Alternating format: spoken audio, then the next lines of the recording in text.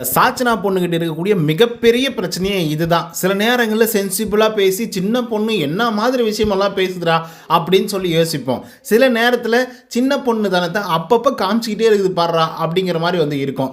Example இன்றைக்கி வந்து பார்த்திங்கன்னா சௌந்தர்யாவை பற்றி கேவலமாக வந்து பேசியிருக்காங்க. குறிப்பாக வந்து அவங்களுடைய ப்ரொஃபஷன் பற்றி பேசியிருக்காங்க.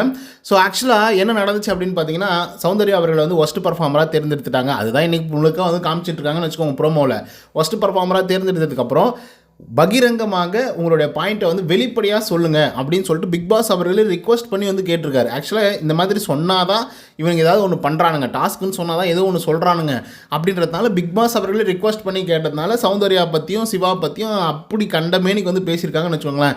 சௌந்தர்யாவை ஆல்ரெடி வந்து பார்த்திங்கன்னா நீ பண்ணுறதே ஒன்றும் சரியில்லை, நீ வேணுத்துக்குன்னு எல்லாத்தையும் பண்ணுற மாதிரி இருக்குது, கேவலமாக இருக்குது, அப்படி இப்படி எல்லாம் சொல்லியிருந்தாங்க. சிவாவை உப்பு போட்டு சாப்பிட்றே இல்லையா, இல்லைனா எங்கள் வீட்டில் இருந்தால் உப்பு எட்டுனது கொடுக்கிட்டா அவ்வளோ கூட உனக்கு ஒரு ரோசம் இல்லை அப்படிங்கிற மாதிரிலாம் பேசிகிட்டு இருக்காங்க தர்ஷிகாலாம் ஒரு பக்கம்.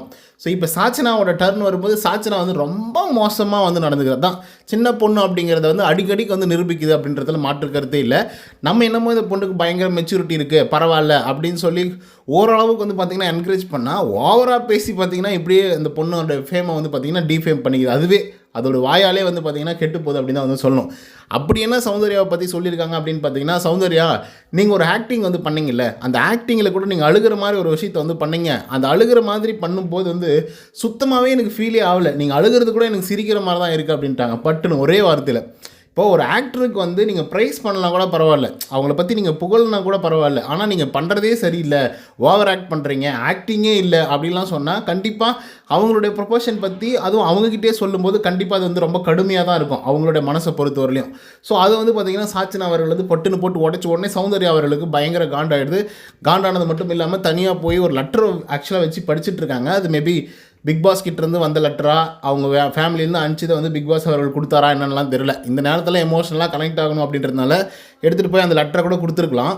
அவங்க அவ்வளோ தூரம் உட்காந்து அழுதுட்டுருக்காங்க. அந்த நேரத்தில் ஜாக்லின் அவர்கள் வந்து பார்த்திங்கன்னா வந்து ஆறுதல் சொல்கிறாங்க. என்னடி ஏன் இவ்வளோ உடச்சி அழுகுற, சரி வீடு அப்படின்னு சொல்லும்போது அதுக்கு சௌந்தர்யா அவர்கள் இல்லை எது வேணால் சொல்லியிருக்கலாம், கேமை பற்றி பேசியிருக்கலாம், நீ கேமை சரியாக விளையாட மாட்டேங்கிற, அப்படி பண்ணுற இப்படி பண்ணுற அப்படின்னு சொல்லியிருந்தா கூட ஓகே தான். பட் என்னோடய ப்ரொஃபஷன் அது, என்னால் முடிஞ்ச அளவுக்கு தான் நான் வந்து ட்ரை பண்ண முடியும். இவ்வளோ பெரிய மீடியமில் வந்து டக்குன்னு வந்து இவளுக்கு ஆக்டிங்கே வரல, நீ அழுகிறதே சிரிக்கிற மாதிரி தான் இருக்குது அப்படின்னு சொன்னால் என்னோடய கெரியர் என்ன ஆகுதுன்ற லெவலுக்கு வந்து நினச்சி அழுதுட்டுருக்காங்க சௌந்தர்யா. இன்னொரு பக்கம் வந்து இன்னொரு விஷயத்தையும் யோசிக்கிறாங்க. நான் இதுக்கு முன்னாடி நான் சாச்சனா கிட்ட சொல்லியிருக்கேன், சண்டை போட்டிருக்கேன், எல்லாத்தையும் தான் பண்ணியிருக்கேன், ஆனால் எதுவும் என்னுடைய மனசுக்குள்ளே இன்னும் பெருசாக வந்து இல்லை. ஆனால் அது சின்ன பொண்ணு மனசில் இவ்வளோ தூரம் வந்து கிரட்ஜஸை வச்சுருக்கு அப்படின்னும் போது தான் எனக்கு ஒரு மாதிரி இருக்குது அப்படின்னு சொல்லி அழுகுறாங்க. ஸோ இப்போ நீங்கள் சொல்லுங்கள், சாச்சனா அவர்கள் வந்து கண்டிப்பாக எவிக்டாக வெளியே போகிறாங்க, அது வேறு விஷயம். ஸோ சாச்சனாவுடைய இந்த செயல்பட பற்றி நீங்கள் என்ன நினைக்கிறீங்க அப்படிங்கிறத கமெண்ட்டில் வந்து பதிவு பண்ணுங்கள். இந்த வீடியோ உங்களுக்கு வந்து பிடிச்சிருந்தா லைக் அண்ட் சப்ஸ்கிரைப் பண்ண மறந்துடாதீங்க. இன்னொரு தகவலோட சந்திக்கிறேன். Until then bye from Uday. நன்றி, வணக்கம்.